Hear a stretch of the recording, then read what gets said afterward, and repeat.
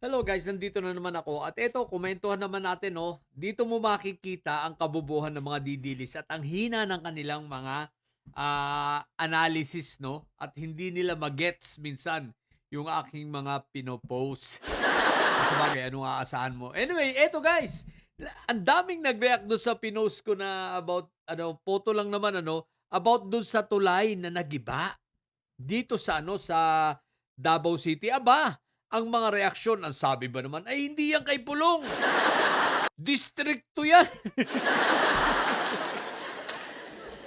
Pero guys, alam ko naman na hindi sa distrito ni Pulong yun, ni Iyutman. Kasi si Iyutman ay District 1 at yung nag-ibang tulay ay District 2.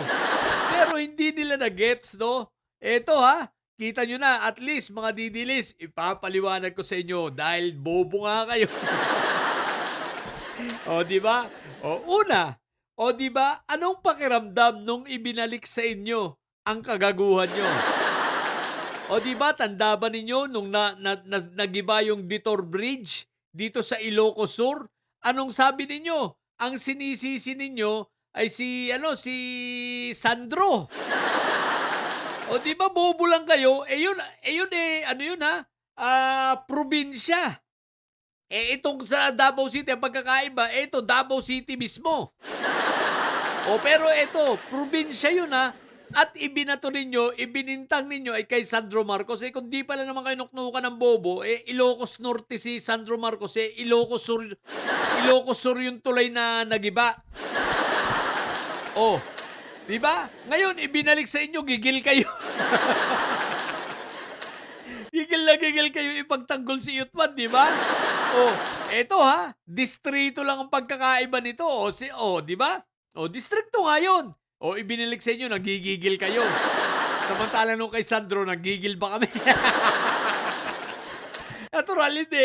Dahil natatawa lang kami. Ang pangalawa, ito ang kabubuhan ninyo. Okay.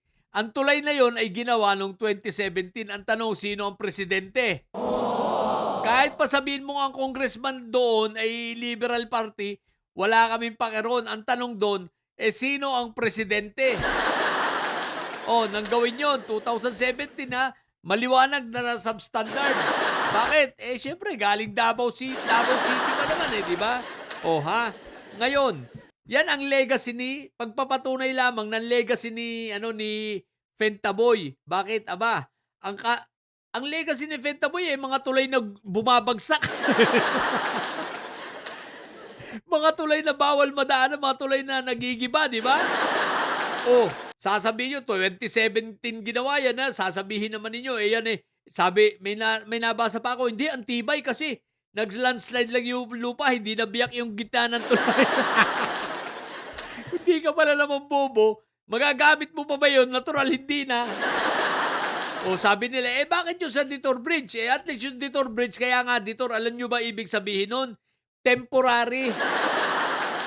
At yun, nagiba kasi dinaanan ng overload na tatanga-tanga. Di ba ga? Yung sa Ilocos Sur, nagiba yun dahil dinaanan ng 20-tonner na truck samantalang ang capacity lang nun, ang load capacity 5 tons lang. Di ba? Tatanga-tanga lang kayo at yun ay temporary. Pangalawa, yung nagibang tulay sa Davao City, magkano ang halaga? Umaabot, alam ko, between 185 to 200 plus, 221 million. Yung Detour Bridge na nagiba, 2.5 million lang yun. Ang tanga nyo. Eto pa ang hindi nyo magets, ha? Pinalaki ko na nga ang sakop ni Yutman. Para mas madali siyang explica, no? Mag-explain. Bakit? Isipin mo, kung sasabihin ko na, sige, Yutman, diyan ka lang sa District 1. Buong District 1, binabaha. Isipin mo, 54 barangay lang ang meron ang District 1, tapos yung 54 barangay na yon, ang budget mo, 51 billion. Di ba, tanga nyo lang mga didilis, pinapalaki ko na nga, kino-cover ko na nga pati second district para at least pag nag-compute mas maraming covered. Di ba? Isipin mo, sige, District 1 lang. Isipin mo, 51 billion sa distrito lang niya. Saan ka naman nakakita, eh, samantalang yung Pangil Bridge 8 bilyon lang ang halaga nun. O di makailang Pangil Bridge na sana ang nagawa ni Iyutman. Eh, ngayon hanggang ngayon bumabaha pa, 'di ba? 'Wag lang magkahamog, babaha. Ganyan kayo katanga mga didilis at hindi ninyo magets, no? Pati yung mga post na gano'n 'no, sarcastic yung tanga. Pinapamukha ko lang sa inyo, no? O kita nyo ano nangyari sa inyo ngayon, galit na galit kayo. Eh, bakit nung kay Sandro sabi nyo, Ilocos Sur kay Sandro Marcos yan.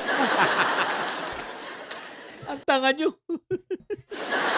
Ilocos Norte si Sandro, di ba? Kahit alam nyo Ilocos Norte, pinakalat nyo. Sandro Marcos yan. O edi ito, maliwanag kay Iyutman. Davao City yan eh, kasama sa 51 billion ba yan? O di ba? O asan na yung 51 billion ninyo? 54 barangay lang yan, isipin mo yun. Isipin mo, sa bigyan lang ni Iyutman ng tig 1 billion bawat isang barangay, solve na eh. May maiiwan lang siyang 3 barangay. Bakit? 51 billion. O di may maiiwan lang siyang 3 barangay kasi 51 billion yung budget nyo. Isipin mo yun, may budget ang bawat isang barangay ng 1 billion. Ang tanong, nasan? Kaya huwag kayong tatanga-tanga. Di ba mga didilis? O yan ang maliwanag dito, si Iyutman, si Fentaboy ninyo, ang legacy, tulay na nababagsak, tulay na gumuguho. Yung mga pinagawang tulay sa panahon niya, nagsisiguhuan. What the heck? At least, yung sa Ilocos Sur, Detour Bridge yun. Temporary lang yun. Ang halaga lang ng 2.5 million. Eh, itong nagiba sa Davao City, 221 million. Ang tanga nyo talaga mga hinayupa kayo. Yun lang. Sa mga bubundidilis dyan, may sayad na nyo. Ang tatay nyo ay preso talaga. Ang BP nyo ay bobo. Manatili kayo mga bobo at may sayad. Sapagkat ang may sayad ay laging high blood. Ang bobo nyo, mga hinayupa kayo. Bye.